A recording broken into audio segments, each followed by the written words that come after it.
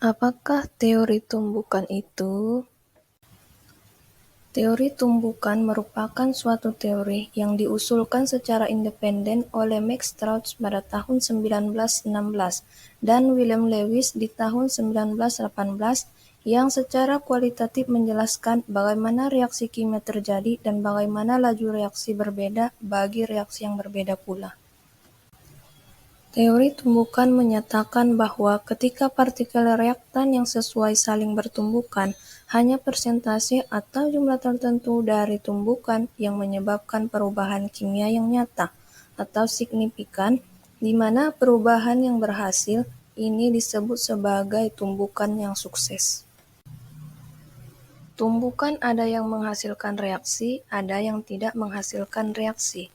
Tumbukan yang menghasilkan produk reaksi disebut tumbukan efektif. Syarat tumbukan efektif: yang pertama, tumbukan memiliki arah atau orientasi yang tepat.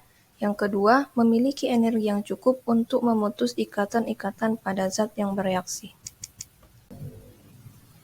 Di sini kita dapat melihat ada gambar tumbukan efektif dan tumbukan tidak efektif.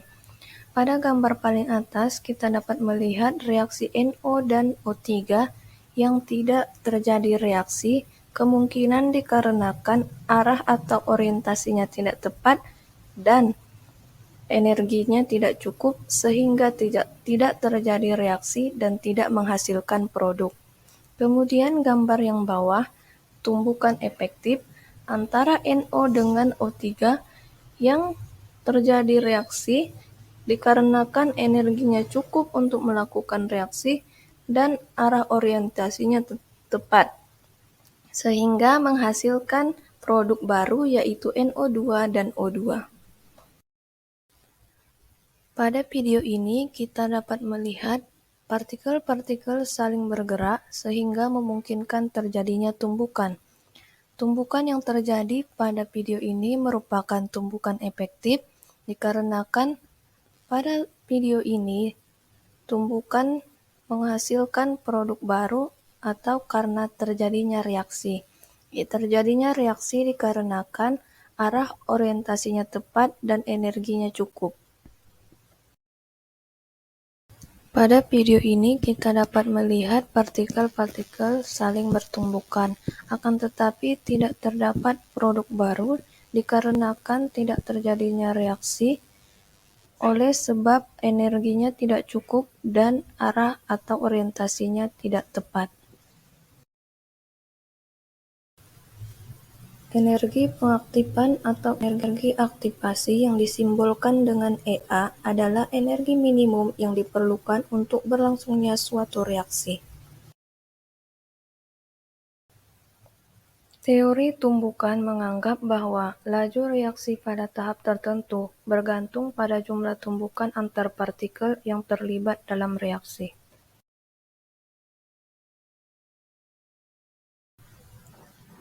Pada suatu reaksi, jika ingin mengetahui laju reaksi, maka dapat dicari menggunakan persamaan Pi sama dengan K dikali konsentrasi A pangkat X dan konsentrasi B pangkat Y.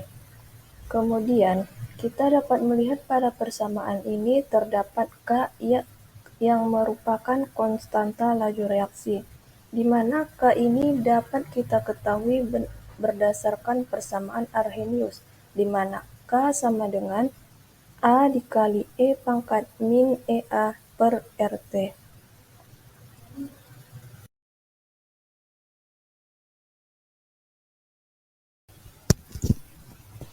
Berikut ini yang menunjukkan energi aktivasi. NO ditambah O3 menghasilkan NO2 ditambah O3.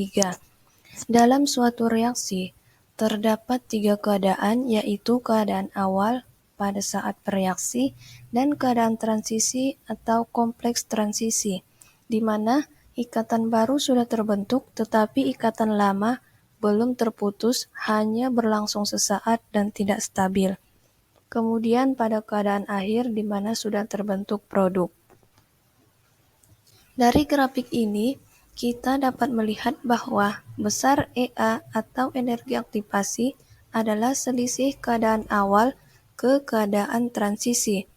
Pada energi aktivasi reaksi endotermik, kita dapat melihat bahwa tingkat energi awalnya lebih rendah daripada energi akhir, dapat dilihat pada garis activation energy.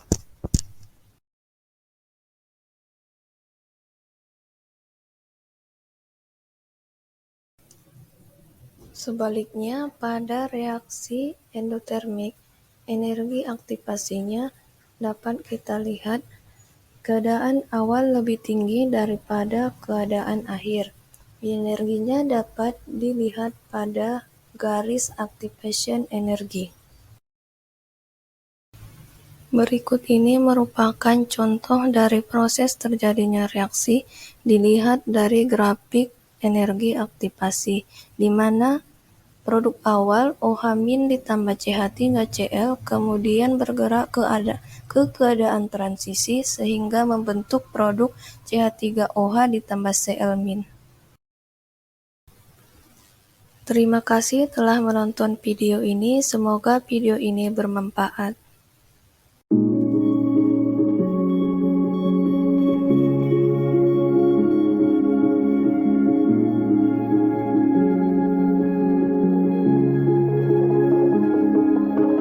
I've stopped worrying about worrying, we will keep turning, doesn't matter what I